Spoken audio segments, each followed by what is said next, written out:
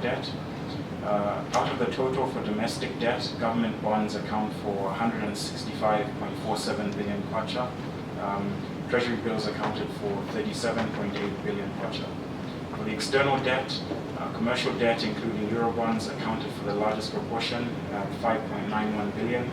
Bilateral debt accounted for 3.91 billion, and multilateral debt accounted for 3.43 billion.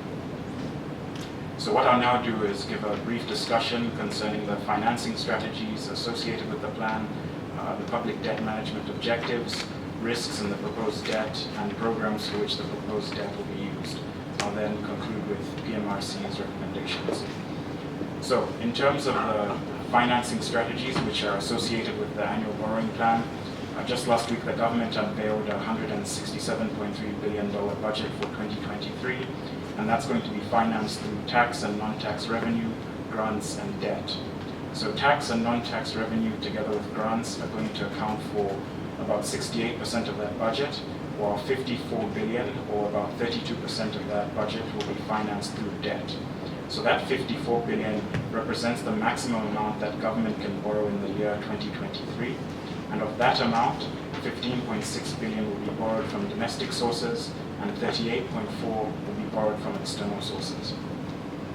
In terms of the specific strategies, the 15.6 billion that government intends to borrow from the domestic sources in 2023 will be primarily financed through the issuance of government securities, and those are going to take the form of bonds and treasury bills.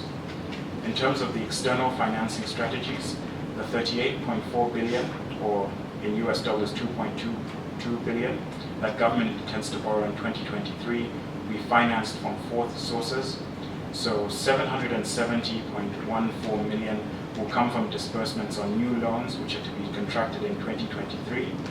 Government intends to contract new loans in 2023 amounting to 1.4 billion, and the 770 million is going to come from that amount. The second source is 420 million, which will be from the disbursement of loans that have already been contracted. 579.3 million will come from the IMF SDR general allocation, and 540 million is going to come from the IMF extended credit facility. Moving on to the public debt management objectives. So in the last few years, as is well known, Zambia has faced a crisis of crippling debt. And so in order to stem that excessive public debt and to formalize decision making, the Public Debt Management Act number 15 of 2022 was enacted. And that act has been enacted, among other things, to cure the recognized weaknesses of the Loans and Guarantees Authorization Act of 1969. So the objectives of public debt management are to streamline the reporting of public debt and ensure full disclosure, to tighten the oversight role of Parliament in contracting debt, to ensure transparency and accountability in procurement and reporting of public debt, to restructure debt management by creating a National Debt Management Office as an autonomous office which will be responsible for developing and executing debt management policies, and to strengthen public investment management as well as project selection and financing to ensure that any debt contracted for project development gives adequate investment returns to ensure debt sustainability. So I'll move on to the risks which are associated with the debt.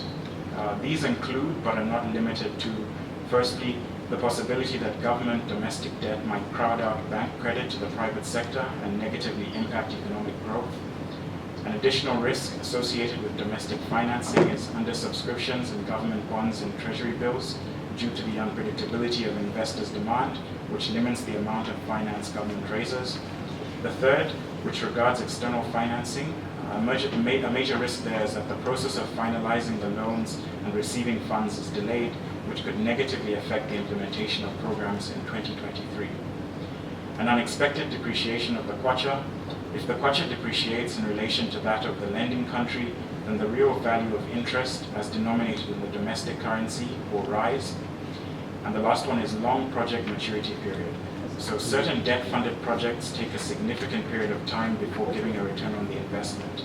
This would leave government facing the pressure of repaying the debt even before the project starts yielding a stable return. In terms of the programs for which the proposed debt will be used, the programs for which the debt will be used cover a wide variety of sectors, including agriculture, tourism development, social protection, energy, water, and sanitation. This is going to be in addition to providing general budget support. So some of the notable programs that the debt is going to fund include the Zambia Growth Core Project and Farm Block Transformation Program, for which the purpose of borrowing is the development of farm blocks and value chain addition. We believe that farm blocks hold much promise for Zambia because they have the potential to promote foreign direct investment, diversification, job creation, value addition, and export growth. Another program is the Tourism Development Project, for which the purpose of borrowing is the tourism industry's development. We believe that the tourism sector holds much potential to contribute to Zambia's economy through job creation, foreign exchange earnings, contributions to GDP, and other economic facets.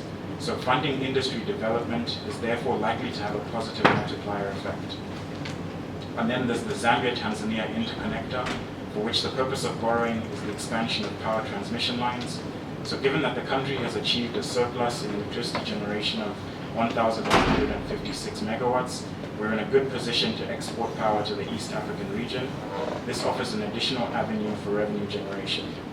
The last program that we've mentioned is the Kawe Water Supply Emergency Works, for which the purpose of borrowing is the provision of water supply and sanitation. So this funding can further be used to expand and improve water resources and infrastructure management, as well as monitor climate-related risks to water management. This kind of investment puts the country on a path to achieving equitable access to clean water and decent sanitation for all, which is envisioned by the 8th National Development Plan. I'll conclude with PMRC's recommendations. So firstly, government is encouraged to continue on a path of transparency concerning debt contraction.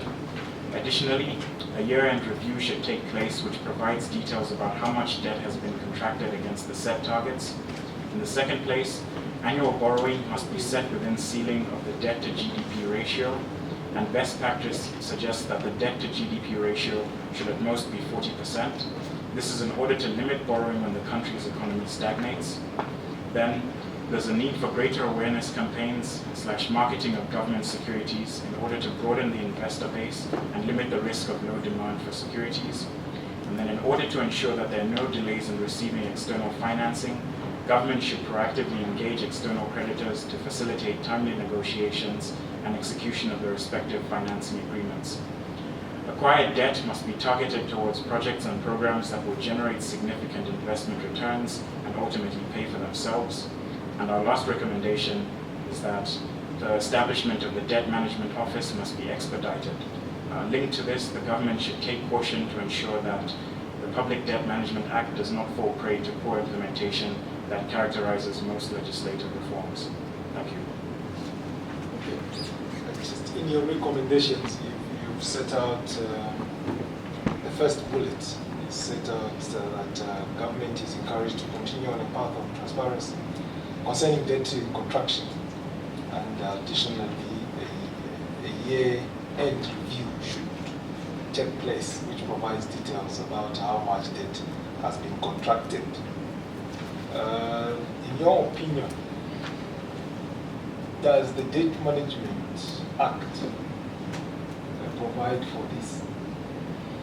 Or you are just making a suggestion that there is a void in that Debt Management Act which should be addressed? One of the risks, the last one says the long project maturity period. Certain debt-funded projects may take significant period of time before giving a return on the investment. This would leave government facing the pressure of repaying the debt even after the project, before the project starts yielding the returns. So we are saying that we have no option. Our budget still has to be financed by external and domestic borrowing. What advice should you give government to guard against this risk? If you look at our financing strategies, a large portion of the money will come from the domestic market, and this will be through government bonds and treasury bills. Now, when you look at the way government will enter the commercial and the private sector, by buying, by getting a lot of money from the market, what will be the effect on the interest rate and the payment and the small investors on the asset? Do you think they'll survive? Will they be able to borrow money from the market? Thank you. I think mine is very close to what Honorable Sumwinji is talking about. On the risks, on the first one, I think this one consistently is coming up of government overcrowding the local market. What would you advise government? Has government got any option other than this to raise the required funding in order to serve this sector? I'll respond to the first question that related to the first recommendation that PMRC made on the need to have a year-end review. I think ours here is not necessarily pointing to a gap in the law. It has already been provided for because the minister is expected to lay before Parliament various reports relating to how debt, or rather loans that have been contracted, have performed against our set targets. So our aim there was really just to emphasize the need for this activity to actually take place in order to evaluate how our borrowing is performing against what we intended to borrow for. So it wasn't necessarily a gap that we recognized. We would like to emphasize that. Thank you. Okay, in terms of the question about the long-term nature of some of the investments and the maturity period, I think one of the possible recommendations would be to prioritize the particular programs that government is going to undertake. Because if you look at the ones that are listed in the borrowing plan, even some of those could yield immediate investment as opposed to others. So like the farm block project, for example, is one that isn't going to yield results immediately. Whereas if you consider the interconnector lines, those are just poles that we have to put up, and straight away we can begin to export to Tanzania and the rest of East Africa. So I think what they need to do is prioritize the projects. The ones which can bring in income earlier are the ones which need to take place first. In terms of the other question about the effect of government borrowing from the domestic sector, yes, as we mentioned, the risk is that they'll crowd out private investment. So I think the solution is, or rather there are only two options the way that we see it. One is to look at domestic financing. Over the last few years, what's constantly come up is that there's a need for greater domestic resource mobilization. So that's perhaps one avenue that government needs to take. If we look at the budget that's just come out, they've decided to remove the VAT and excise duties from fuel, and that's going to bring in 6.8 billion kwacha. So we need to explore the different options that are available for domestic resource mobilization. A link to that is the need for greater compliance. Because something else we realized is that in Zambia, there are a lot of illicit financial flows. So if we can tighten that up, government will be getting in more revenue, and there's less of a need to look to the domestic market to borrow and possibly crowd out investment. And then the second thing is what the annual borrowing plan does, which is external financing. So we have been getting external financing before, but it's that we haven't always targeted it at projects that are going to yield an investment. So the option there is, okay, get external financing, but target it towards projects that are going to bring in revenue from the country. And in that sense, again, we're not looking towards the domestic sector.